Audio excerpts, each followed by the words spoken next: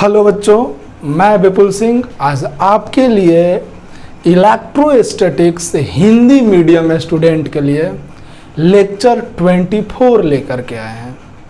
और आज के लेक्चर में हम लोग विद्युत द्विध्रुव चैप्टर का एप्लीकेशन सेकेंड विद्युत द्विध्रुव के कारण विद्युत विभव पढ़ने वाले हैं।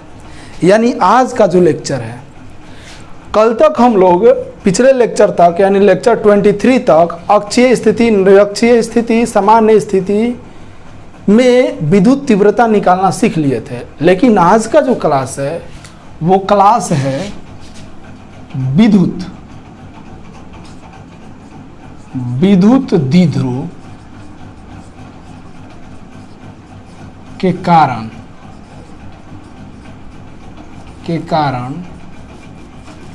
किसी बिंदु पर विद्युत विभव। बात समझे? यानी पिछले क्लासेस में एप्लीकेशन फर्स्ट में हम लोगों ने विद्युत द्विध्रुव के कारण विद्युत तीव्रता निकालना सीख लिया है लेक्चर 20, 21, 23 में। लेकिन आज लेक्चर 24 में हम लोग विद्युत द्विध्रुव के कारण किसी बिंदु पर विद्युत विभव निकालेंगे और ये एप्लीकेशन नंबर सेकेंड है। यानी विद्युत द्विध्रुव के कारण किसी बिंदु पर विद्युत विभव निकालने जा रहे हैं। तो इसमें भी तीन स्थिति आएगा, अक्षीय स्थिति, केस फर्स्ट, केस सेकेंड निरक्षीय स्थिति, केस थर्ड सामान्य स्थिति। ये तीन केसेस आएंगे। ठीक है, तो केस फर्स्ट अक्षीय स्थिति से हम लोग स्टार्ट करेंगे। अब सुनिए, बात यहां पर यह है कि हम लोग विद्युत विभव निकालने जा रहे हैं यानी V। तो V का फॉर्मूला क्या होता है? 1/4 pi epsilon not Q divided by R, यही फॉर्मूला होता है। इसका ऐसा ही मात्रक वोल्ट होता है, यह सब आपको जानकारी होना चाहिए। विद्युत विभव का सूत्र 1/4 पाई एप्सिलॉन नॉट Q बटा में R होता है।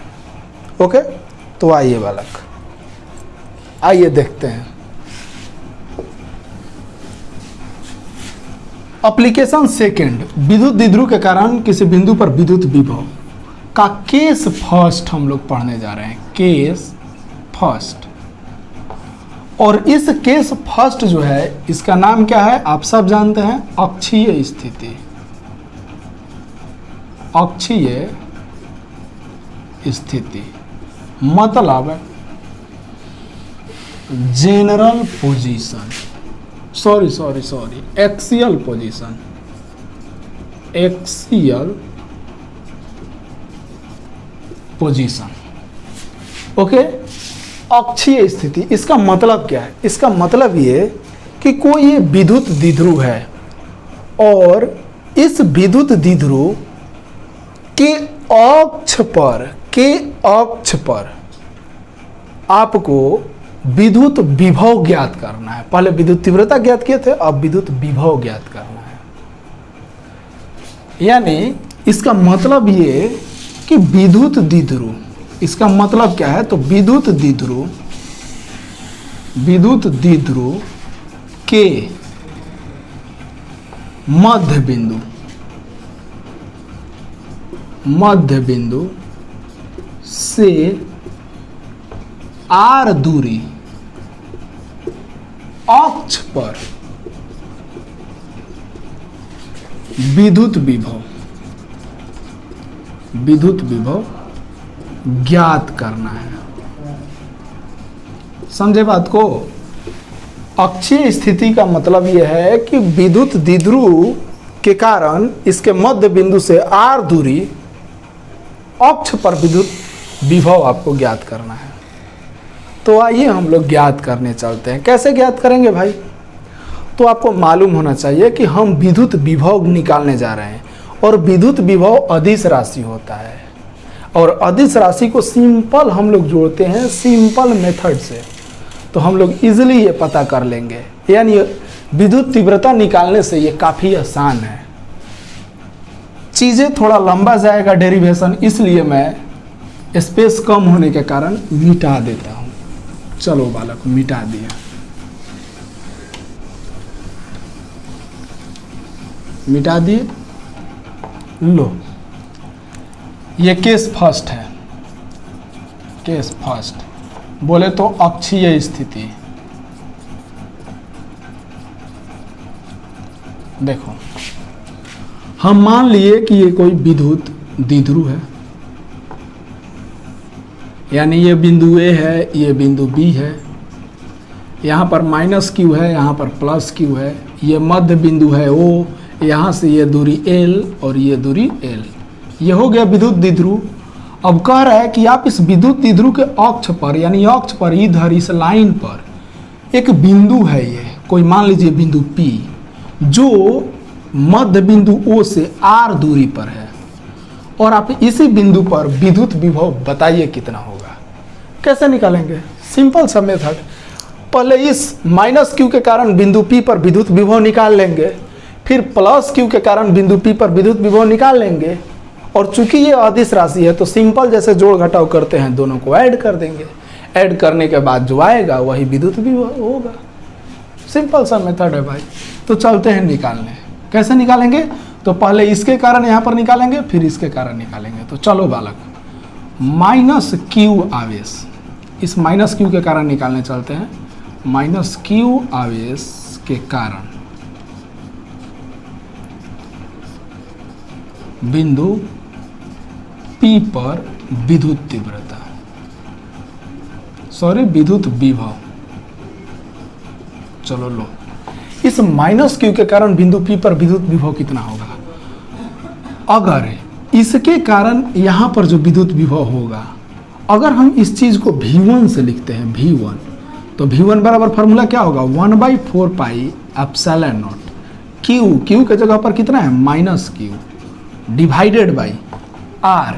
आर क्या? आर बोले तो यहां से इस माइनस क्यू आवेश से लेकर बिंदु P के बीच की दूरी कितना होगा? यहां से ये डिस्टेंस L है और यहां से R है, यहां से यहां तक L और यहां से यहां तक R, यानी A से लेके P तक का जो दूरी होगा AP, वो किसके बराबर होगा? R प्लस L का।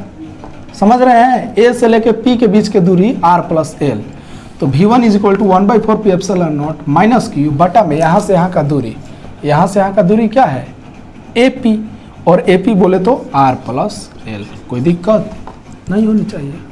अब इस प्लस क्यू के कारण बिंदु P पर निकालिए। प्लस क्यू आवेश के कारण बिंदु P पर विद्युत विभव। इस प्लस क्यू आवेश के कारण बिंदु P पर विद्युत विभव निकालिए। कैसे निकालेंगे? अगर हम इसके कारण विद्युत विभव को V2 से लिखते हैं तो VT इज इक्वल टू क्या होगा? 1/4 pi epsilon naught q, q के जगह पर कितना है? प्लस क्यू डिवाइडेड बाई यहाँ से ये दूरी, यानी BP। BP बोले तो कितना होगा? देख सकते हैं आप यहाँ से BP कितना होगा? यहाँ से यहाँ तक R है, इतना दूरी R है और ये L है, तो ये क्या हो जाएगा? R minus L। यहाँ से यहाँ तक का दूरी R माइनस L होगा। सिंपल सा लॉजिक है यार। ये R और ये L, तो ये R माइनस L, यानी ये हो जाएगा R माइनस L। तो नीचे में क्या हो जाएगा? 1/4 pi epsilon naught Q divided by यहाँ से यहाँ का दूरी, तो R माइनस L। कोई दिक्कत नहीं। माइनस क्यू के कारण यहाँ पर विद्युत विभव निकल गया, प्लस क्यू के कारण यहाँ पर विद्युत विभव निकल गया। अब तो कोई दिक्कत है नहीं। अब हम क्या करते हैं? नेट निकालते हैं, यानी विद्युत द्विध्रुव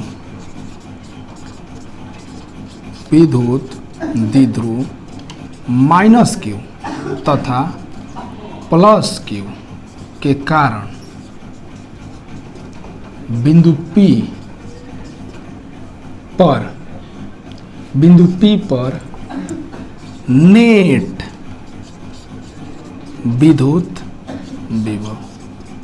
नेट विद्युत विभव क्या होगा? इस माइनस क्यू और इस प्लस क्यू के कारण, दोनों के कारण जब हम विद्युत विभव को जोड़ेंगे तो कुल विद्युत विभव कितना होगा? तो विद्युत विभव अदिश राशि है। अदिश राशि बोले तो इसको सिंपल मेथड से आप ऐड करेंगे, वेक्टर वाला दिमाग नहीं लगाना है। यानी जो भी होगा नेट विद्युत विभव वो बराबर होगा V1 प्लस V2 के। सिंपल सा लॉजिक, कोई वेक्टर का झंझट नहीं।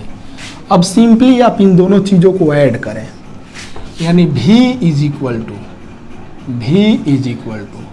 V1 plus V2। V1 का वैल्यू कितना है 1/4πε0 माइनस Q बटा में R plus L plus V2 का वैल्यू 1/4πε0 प्लस Q है तो Q लिख रहे हैं बटा में R माइनस L। कोई दिक्कत नहीं। यहाँ से आप अब देख सकते हैं V is equal to 1/4πε0 into Q, 1/4πε0 into Q common ले सकते हैं, 1/4πε0 इंटू Q कॉमन ले लिए, क्या बच जाएगा यहाँ पर -1 बटा में R प्लस L प्लस 1 बटा में R माइनस L बच जाएगा। कोई दिक्कत? तो V is equal to 1/4πε0 into Q। अब यहाँ से आप देख सकते हैं, चाहे तो इसको बाद में इसको पहले लिख सकते हैं थोड़ा अच्छा लगने के लिए, और कोई बात नहीं है, थोड़ा सा अच्छा लगने लगे इसलिए मैं लिख दे रहा हूँ, प्लस वाले को पहले और माइनस वाले को बाद में, R प्लस L। अब देखिए V is equal to 1/4πε0 into Q। हालांकि नहीं भी करते तो कोई दिक्कत नहीं था। एलसीएम लेते हैं, R minus L into R plus L का LCM, R minus L into R plus L का एलसीएम लिए तो मल्टीप्लाई कर दिया LCM. R minus L cut जाएगा तो क्या बचेगा R plus L minus R plus L cut जाएगा तो क्या बचेगा R माइनस एल। कोई दिक्कत नहीं होनी चाहिए। ओके, तो V is equal to 1/4πε0 into Q into, देखो यहाँ से R प्लस एल, ये माइनस अंदर गया तो माइनस R और माइनस माइनस प्लस एल बटा में A माइनस बी। इसको देखो तो A minus B into A plus B, formula पर है A minus B into A plus B. इसका फॉर्मूला क्या होता है A square minus B square. A minus B into A plus B का फॉर्मूला क्या होता है बालक ए स्क्वायर माइनस बी स्क्वायर, यानी R square minus L square. कोनो दिक्कत? कोई दिक्कत नहीं। यहाँ से आप देख सकते हो एक R से एक R कट गया, यानी V इज इक्वल टू अंततः आपको मिला 1/4πε0 into Q into L plus L 2L, L plus L 2L। देखो 2 को थोड़ा सा हम ऐसे लिखते हैं 2L divided by R square minus L square. कोई दिक्कत नहीं होनी चाहिए। इतना दूर तक समझने में आपको दिक्कत हुआ? देखो हम कुछ नहीं किए हैं, ये मेरे पास एक विद्युत द्विध्रुव है, इस विद्युत द्विध्रुव के कारण इसके अक्ष पर विद्युत विभव निकालना है। हमने क्या किया, दोनों बिंदु आवेश के कारण विद्युत विभव निकाल लिया। इस माइनस Q आवेश के कारण बिंदु P पर विद्युत विभव, प्लस Q आवेश के कारण बिंदु P पर विद्युत विभव, और दोनों को हमने अदिश मेथड से यानी सिंपल जोड़ घटाव के मेथड से जोड़ दिए। क्यों? क्योंकि ये अदिश राशि है। जोड़े तो मेरे को यहाँ तक मिला। अब इसके आगे देखते हैं। इधर मैं चीज़ों को मिटाता हूँ, मिटा रहा हूँ।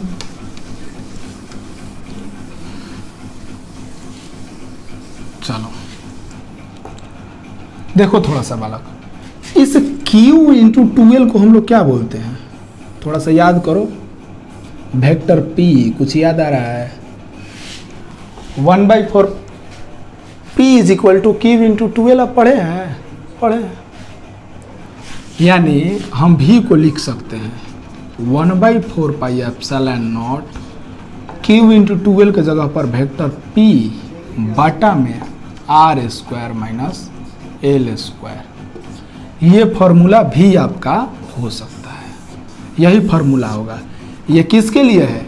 जब विद्युत द्विध्रुव बड़ा रहे तब, इन दोनों आवेश के बीच में काफ़ी ज़्यादा डिस्टेंस हो तब। लेकिन विद्युत द्विध्रुव तो बहुत छोटा होता है, बहुत बहुत बहुत छोटा होता है। इसलिए छोटा विद्युत द्विध्रुव के लिए, छोटा विद्युत द्विध्रुव के लिए, छोटा विद्युत द्विध्रुव के लिए, छोटा विद्युत द्विध्रुव के लिए क्या होगा? सोचो, जब ये विद्युत द्विध्रुव बहुत छोटा होगा, ये सोचो ये दोनों बिंदु ये इतना बड़ा है, जब ये बहुत ज़्यादा नज़दीक होगा तब ना जाके छोटा होगा जी, जब ये बहुत ज़्यादा नज़दीक होगा। जैसे ही बहुत ज़्यादा नज़दीक आएगा तो ये एल क्या होगा? यहाँ से यहाँ तक एल है, और ये जब बहुत ज़्यादा नज़दीक आएगा तो ये एल बहुत छोटा हो जाएगा, बहुत छोटा हो जाएगा इस आर के कंपैरिजन में। समझ रहे हैं ना बात? जब विद्युत द्विध्रुव बहुत छोटा होगा, ये पेन है और बोले कि हम ये पेन बहुत छोटा है, एकदम बहुत छोटा है, तो इस पेन की लंबाई छोटे हो जाएगी। ये विद्युत द्विध्रुव बहुत छोटा हो रहा है, इसका मतलब एल बहुत छोटा हो जाएगा इस बड़ा वाला आर के कंपैरिजन में। यानी छोटा विद्युत द्विध्रुव के लिए एल जो होगा बहुत बहुत बहुत छोटा होगा आर से, इसलिए एल को क्या करेंगे हम लोग? निगलेक्ट कर देंगे, यानी एल को हम लोग 0 के बराबर कर देंगे। ये एल क्या हो जाएगा? 0। जैसे ही एल 0 होगा तो v is equal to 1/4 pi epsilon naught vector p बटा में आर स्क्वायर माइनस 0 का होल स्क्वायर, तो ये खत्म हो जाएगा। तो v is equal to 1/4 pi epsilon naught into vector p बटा में, ये तो खत्म, आर स्क्वायर। यानी इस चीज़ को हम मिटा के इधर लिख दे एक अच्छा सा फॉर्म में, तो जो विद्युत विभव होगा v अक्षीय, वो बराबर होता है 1/4 pi epsilon naught into vector p बटा में आर स्क्वायर। समझे?